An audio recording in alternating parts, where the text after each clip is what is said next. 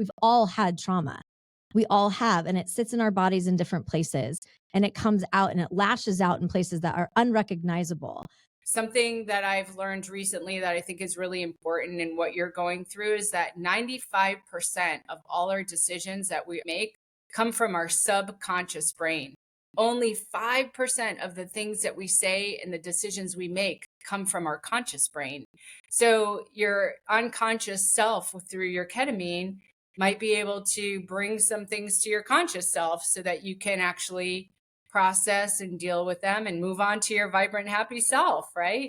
I Yeah, love and it's that. a little scary when you're talking about Oh, totally. trauma-informed approaches to healthcare, right? Our health, our bodies.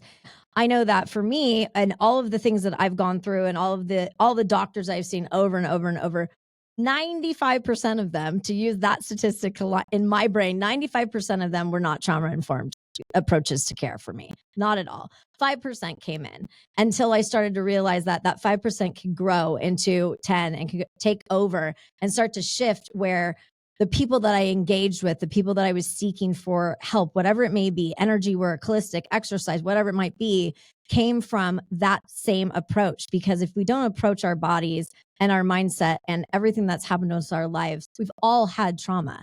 We all have, and it sits in our bodies in different places, and it comes out and it lashes out in places that are unrecognizable.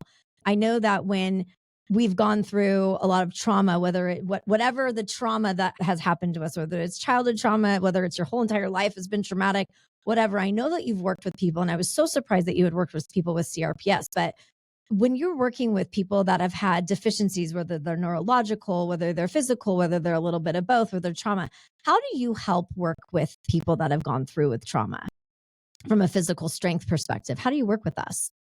Yeah, first of all, you just treat you like everyone else. Uh, that's You nice. know, I think first and foremost is, one, we try to get to know everyone. What's your why? Why are you here?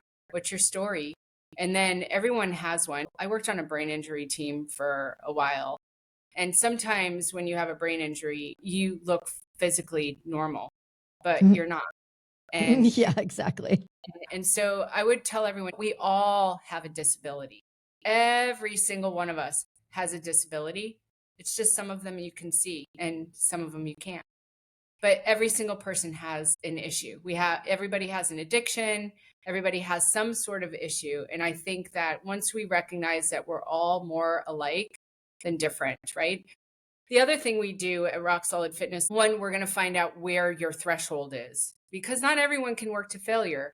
If you have fibromyalgia, you have multiple sclerosis, other things, if you work to failure, that's going to exacerbate the problems.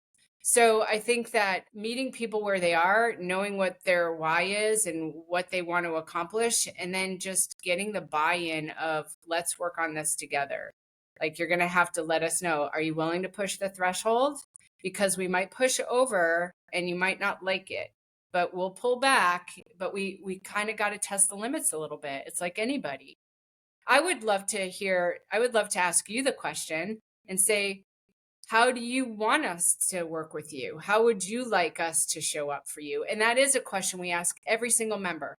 How do you want us to show up for you? When things are getting hard, when your trauma is coming out of you in a weird sideways way because you just struggled so hard and you didn't even see it coming, how do you want us to respond to you?